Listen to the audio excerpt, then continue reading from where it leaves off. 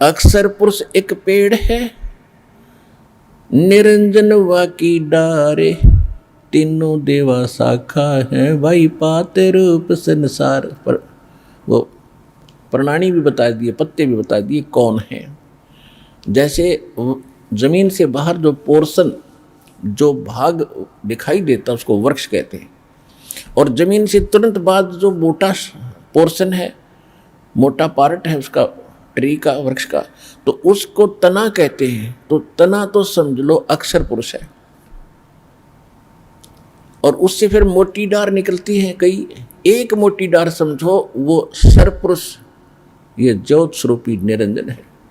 और उस मोटी डार से फिर 3 शाखा हो, रजगुण ब्रह्मा, सतगुण विष्णु, तमगुण शिव जी, ये शाखा समझो, तीनों देवा शाखा है, और हम फिर आगे पात रूप में हैं। अब इस समय दोनों बात समझ में आएंगे आपके कि एक तो जड़ कौन है।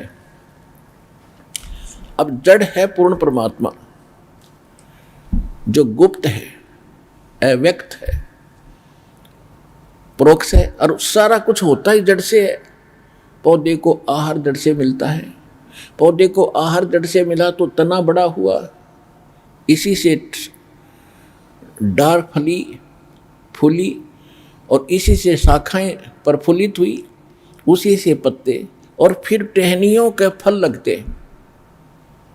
अब शाखा कौन है? ब्रह्मा विष्णु महेश, इनको फल लगेंगे, फल इन्हीं के लगेंगे, क्योंकि व्यवस्था है ये वृक्ष के कि शाखाओं का फल लगेंगे। लेकिन वो फल लगेंगे कैसे? जब हम मूल की सिंचाई करेंगे, सेवा करेंगे जड़ की, और फिर उसके बाद पेड़ बनेगा, शाखाएं बड़ी होंगी, बढ़ेंगी, ये देवता बढ़ेंगे, और फिर ये फलों से लदपत हो जाएंगे। अब आपका शास्त्र अनुकूल जो साधना होगी, उसमें आपका पूज्य तो रहेगा इष्ट परम अक्षर ब्रह्म कबीर साहब। उसको हम इष्ट रूप में पूजा करेंगे, उसकी पूजा करेंगे तो फिर हमारे शास्त्र अनुकूल शुभ संस्कार बनकर इन ब्रह्मा विष्णु महेश रूपी शाखाओं के पास जाएंगे, और ये न चाहते हुए इनको देने पड़ेंगे। अपने आप शाखाओं के वो फल लदपद हो जाते हैं, कितने तोड़ और खाओ। और हम क्या करते रहे? परमात्मा ने यही बताया कि तुम शास्त्र विधि त्याग का मनमाना आचरण शुरू कर दिया। आपको ये तो पता लग गया कि टहनियाँ फल देती हैं, कि ब्रह्मा विष्णु महेश आपको यहाँ लाभ दे रहे हैं, लेकिन ये दे कैसा रहे हैं, वो कैसे दे रहे हैं, कहाँ से दे रहे हैं, ये ज्ञान ना होने से आपने टहनियों की पूजा शुरू कर दी, जड़ छोड़ दी, मूल छोड़ दी, और जिस कारण से आपका भक्ति रूपी पौधा व्यर्थ हो गया। अब जैसे गीता अध्याय नंबर 3 के श्लोक नंबर 10 से लेकर 15 में कहा है कि आप यज्ञों के द्वारा, यज्ञ माने धार्मिक शास्त्र अनुकूल अनुष्ठानों से इन देवताओं को बढ़ाओ, और ये बढ़े हुए देवता तुम्हें फिर बिना मांगे फल देंगे। तीसरे अध्याय के 12 श्लोक में फिर कहा है कि जो इनको दिए बिना, यानी शास्त्र धर्म अनुष्ठान नहीं करते, धार्मिक अनुष्ठान भक्ति धर्म कर्म नहीं करते, तो वो तो चोर हैं परमात्मा की, वो पाप खाते हैं। और फिर कहा है कि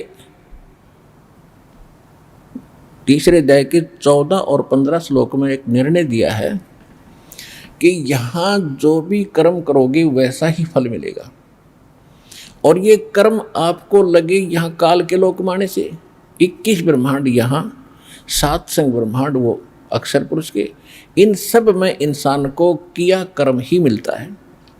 केवल सतलोक सचखंड है जहाँ आपको बिना किए मिलेगा, और आप सभी वहीं रहते थे। अब आप सबको ये इच्छा है कि काम ना करूं, धन गणा हो जा, सारी सुविधा हो, बैठा रहूं, सब कुछ यही घंटी दबाते सबको मिले, तो ये आप छोड़ आए, और वहीं जाने से मिलेंगे, यहाँ नहीं मिल सकते वो सुख। या कुछ दिन के लिए कोई सुविधा कर भी ली किसी ने, नौकर नाकर ला के, मृत्यु के बाद फिर पशु गधा बन जाएगा, फिर कहाँ गई वो सुविधाएं? तो ये आपको सचखंड सतलोक में मिलेंगी। उसके पाने की, वहाँ जाने की अप्रोपर विधि दास के पास परमात्मा ने उपलब्ध कराई है। इसका लाभ उठा के और चलो वहाँ पर, इतनी सी बात है। अब जो प्रसंग चल रहा है कि परमात्मा ने स्वयं आकर बताया था कि तीसरे अध्याय के 14-15 श्लोक में बताया है कि शास्त्र अनुकूल साधना शास्त्र विहित कर्मों के अनुसार बनती है। शास्त्र अनुकूल साधना जब करोगे, भक्ति करोगे, तो वो आपके शास्त्र अनुकूल शुभ कर्म बनेंगे भक्ति के। और कर्म लगाए ब्रह्म ने, और ब्रह्म की उत्पत्ति हुई परम अक्षर ब्रह्म से, पूर्ण परमात्मा से। और जो परम अक्षर ब्रह्म को इष्ट रूप में, मूल रूप में पूज्य मानकर सभी धार्मिक अनुष्ठान करता है, तो उसको वो कंप्लीट लाभ होता है, वो पूर्ण जानकार है। यानी हमने उस इष्ट को, उस पूर्ण परमात्मा को इष्ट रूप में मानकर अनुष्ठान करने चाहिए, तब हमारे शास्त्र अनुकूल साधना बनेगी। और शास्त्र अनुकूल उन कर्मों का फल देंगे ब्रह्मा विष्णु महेश ही, और विशेषकर विष्णु जी, क्योंकि इसको यहाँ का ये फल देने का ये इंचार्ज बना रखा है। और हम सुनते आते थे जैसे कर्म करेगा वैसे फल देगा भगवान, बिल्कुल सही है। तो कर्म ही आप गलत कर रहे थे, फल भगवान खाक देगा, फिर ये ब्रह्मा विष्णु महेश कह देंगे। तो आप कहीं किसी फैक्ट्री में नौकरी करते हो, कंपनी में या गवर्नमेंट के, तो आपकी प्रॉपर अटेंडेंस लगती है, आपका वर्क डन देखा जाता है। 1 महीने में फिर आपकी सैलरी बनती है आपकी अटेंडेंस के अनुसार, और फिर उसकी तनख्वाह देता है क्लर्क। तो क्लर्क ना चवन्नी आपको ज़्यादा दे सकता ना कम दे सकता, और वो किया आपने जहाँ फील्ड में काम था फिर मिलेगा दफ्तर में। इसी प्रकार समझ लेना कि शास्त्र अनुकूल साधना जब आप करोगे, वो शुभ शास्त्र अनुकूल शुभ संस्कार भक्ति के आपके बने, तो फिर वो फल ये ब्रह्मा विष्णु महेश रूपी क्लर्क ही देंगे आपको, और नहीं दे सकता। यहाँ का इंचार्ज है। पुण्यात्माओं, हम अपने बच्चों को और स्वयं भी शिक्षा के लिए कितना तवज्जो देते हैं, कितना महत्व देते हैं। और लगभग 16 वर्ष बच्चा पढ़ता है, 16वीं करेगा, 16 पढ़ा, उसके बाद M.Ed B.Ed या कोई ट्रेनिंग करता है, तो 20 वर्ष हम अपने बच्चों को, बेटा बेटियों को फ्री छोड़ देते हैं कि बेटा आप पढ़ो और अपना जीवन सफल करो। तो कितना सिलेबस पढ़ते हैं, ट्यूशन भी लगाते हैं, ना जाने दिन रात लगे रहते हैं, तब जाके कोई सफलता मिलती है। और वो शिक्षा तो होगी, लेकिन उसमें भी सबको वो उपलब्धि नहीं होती।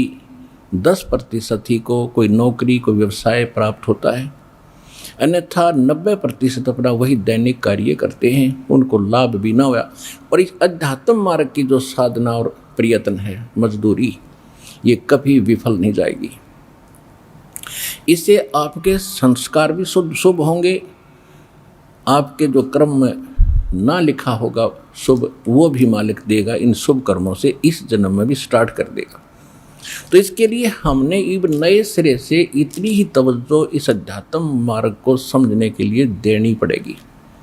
इसके लिए परमात्मा ने इतनी सुविधा कर दी है कि कलम तोड़ दी, प्रोजेक्टर बनवाए, चैनल बनवाए, एक चिप बनवा दी, एक मेमोरी कार्ड छोटा सा, इसमें 10-10, 40-40 घंटे का सत्संग सुन सकते हो।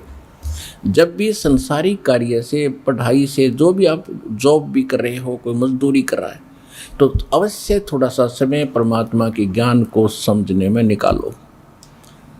हम अपने प्रत्येक कार्य के बाद बहुत से ऐसे गलत काम करते थे जिनकी कति आवश्यकता नहीं थी। ताश खेलना, कितना बैठ कर 10-5 में गप्पे मारना, कितना राजनीति की चर्चा करना, या बच्चे पढ़ाई छोड़कर के बाद जो समय मिलता है उसमें फिल्म देखते हैं, तो वो समय व्यर्थ जाता है। उस समय को परमात्मा के ज्ञान सुनन में और इस प्रमाणों को देखकर परमात्मा को जानने में अवश्य लगाए। तो इसके लिए परमात्मा ने ऐसी सुविधा दी है, आसानी से आप समझ सकते हो। क्योंकि गुरु क्या होते हैं, ये आध्यात्मिक टीचर होते हैं। और इस काल ने इसकी इतना प्रारूप बिगाड़ दिया भक्ति का, किसी ने 4 बात सीख ली, वो गुरु बन गया, अटपट खटपट करके लाखों को बर्बाद करके आप भी नरक में, साथ उन घसीट ले गया। तो अब हमने उन गुरुओं को भी पहचानना है जो भक्ति मार्ग ठीक नहीं रखते, तो वो सबसे बड़े अपने जीवन के दुश्मन और साथ में अन्य प्राणियों के भी वो शत्रु सिद्ध होंगे। वो बुरे नहीं है, उनको ज्ञान नहीं है, उनके साथ आपने बदव्यवहार नहीं करना चाहिए, लेकिन कोशिश करो समझाने की। और नहीं मानते हैं, सारा कुछ जानकर भी नहीं मानते, तो आदमी अच्छा नहीं है। उसके लिए परमात्मा ने ऑप्शन बता दी है कि जान बूझ साची तजय और करे झूठ तैने, और ताकि संगत है प्रभु सोपन में भी ना दे। तो इसे नालायक के पास फिर दोबारा नहीं जाना चाहिए। तो आपको पता है कि सारा ज्ञान समझा दिया और गुरु बना बैठा है और अब भी नहीं मान रहा है, तो इंसान अच्छा नहीं है। वो जो अच्छे इंसान मेहनत संत हैं वो समझ रहे हैं और यहाँ आकर अपना कल्याण करवा रहे हैं। और उन्होंने अपने चेलों से भी कह दिया भी मेरा मार्ग गलत था, अब वापस चलो। अब जैसे कोई जा रहा है और 10-20 को साथ ले रहा है, आगे उसको कोई मार्ग मिल जाता है कि रास्ता ठीक नहीं है, तो उसकी समझ व्यक्ति की अगर नेक है तो यूँ कहेगा भाई ठीक है वापस चलो, धोखा लग गया, भूल लगी मेरे, वापस चलने में हित होगा। तो फिर भी नहीं मानता है तो आदमी अच्छा नहीं है, उसके पास संपर्क ही ना रखो, तो बैठा रहेगा अकेला, औरों को खराब तो ना करेगा फिर। तो इसलिए दास आपको ऐसा ज्ञान दे रहा है कि बूढ़े से लेकर बच्चे तक इन प्रमाणों को देखकर बहुत आसानी से समझ जाता हु इज गॉड, और क्या हमारी पवित्र सदग्रंथ हमें बताना चाहते हैं, और हमें प्राप्त क्या हुआ था उनसे, हमें ज्ञान मिला क्या था, वो कितना गलत और बेबुनियाद था, और वास्तविकता इस पर पवित्र सदग्रंथों में क्या छुपी थी। और इन्हीं सदग्रंथों का नाम लेकर ये धर्म गुरु हमें ज्ञान बताया करते थे, तो हम सत्य माना करते थे कि जो ये बता रहे हैं वो हमारे धर्म ग्रंथों में लिखा है वो सही है। तो धर्म ग्रंथों में क्या लिखा है अब आपको पता चला। तो अब उन दंत कथा को ना स्वीकार करके अपने शास्त्रों में लिखी सच्चाई को स्वीकार करना चाहिए। इतना सा प्रयत्न, इतना सा ज्ञान है। फेसबुक पर हमारे पेज अमर बोध को लाइक करें और यूट्यूब पर अमर बोध चैनल को सब्सक्राइब जरूर करें। संत रामपाल जी महाराज से निःशुल्क नाम दीक्षा लेने के लिए हमारे इन नंबरों पर संपर्क करें। घर बैठे निःशुल्क ज्ञान गंगा या जीने की राह पुस्तक प्राप्त करने के लिए अपना नाम, पूरा पता और मोबाइल नंबर हमारे इन नंबरों पर SMS या WhatsApp करें।